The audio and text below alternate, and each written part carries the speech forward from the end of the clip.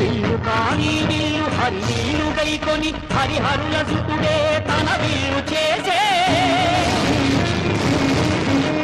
నారి కాని నారి ఆ ఆదిశేషుని మణికంఠ స్వామి తన వింటి నారిని చేసే